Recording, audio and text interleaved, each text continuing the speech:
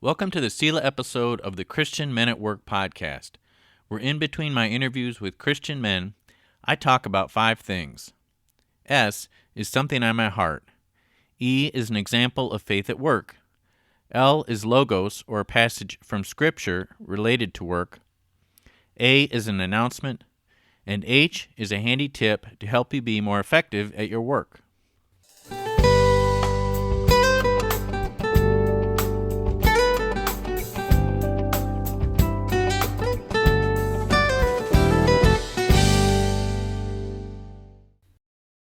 Men at Work, welcome to episode 211 and Selah episode 108. We are in the second of a 4-part series on father filtering. If you'd like more detail on what I mean by father filtering, please listen to the first episode from last week, episode 210 and Selah episode 106. And last time we talked about father filtering our sight. Today, we're going to talk about father filtering our speech. Proverbs 18:21 says, "Death and life are in the power of the tongue, and those who love it will eat its fruit." Ecclesiastes 5 verse 3 says, "A fool's voice is known by his many words." Proverbs 10:19 says, "In the multitude of words sin is not lacking, but he who restrains his lips is wise." And James 1:19 says, "Let every man be swift to hear, slow to speak, slow to wrath." I think that there are so many verses like these and others in the Bible that caution us, that encourage us to limit our words. I think that's a reflection of the fact that we are fallen creatures, that our heart is deceitfully wicked, and knowing that, the Father encourages us to limit the damage we can do through our tongue. And I think that's wise to heed that caution.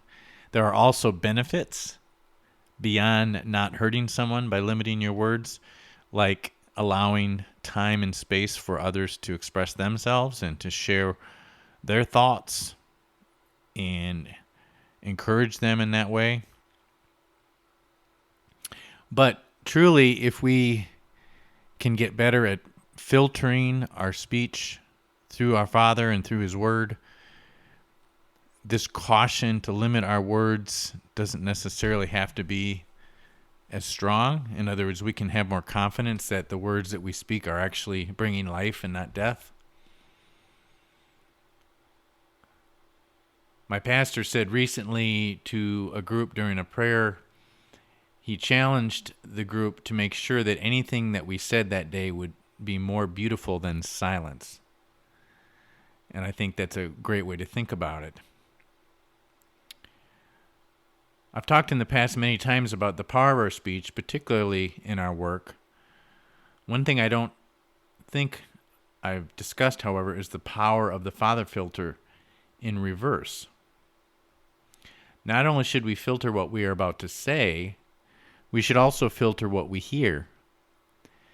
If someone speaks something to you and your instinct, your fleshly response, is to be offended by it, try to instead filter what they've said through your Father and His Word. If what someone is saying is true based on what God has to say about it, even if it's painful for you to hear, your correct response very well may be to say, "I'm sorry, please forgive me. Please pray for me. I'll try not to do that again."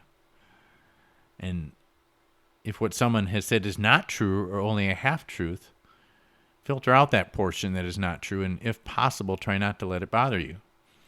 Don't defend yourself or react negatively. Just let it roll off your back.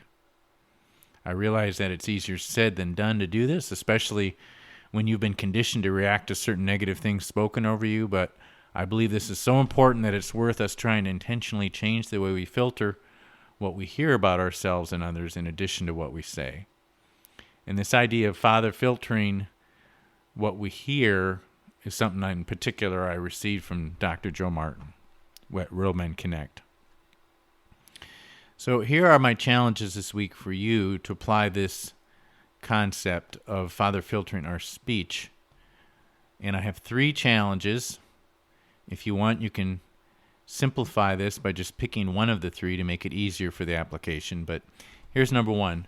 Try to apply active listening techniques with at least one person. Specifically, do not interrupt the person who's talking, and if you do, only repeat back to them what you think you heard they just said to you, and then confirm that it is correct. Resist the urge to share your wisdom. Limit your speech to questions. Second challenge, check in with yourself at lunchtime or time that's convenient for you once a day and ask yourself, did I speak more life or death with my words that morning or that last day? Was what I said more beautiful than silence? The third challenge is next time someone says something to you at work or outside of work that is painful to hear and that you want to react to defending yourself, ask the Father to show you what is true and what is not true. If it is true, apologize. If it's not true, don't react and simply let it go. You may need some time in between when you hear these words and your response to them, and that may be the best route. And that's all I have this week for talking about Father filtering our speech. Next week, we will be talking about the third application of this, which is Father filtering our service. Until next time, God bless.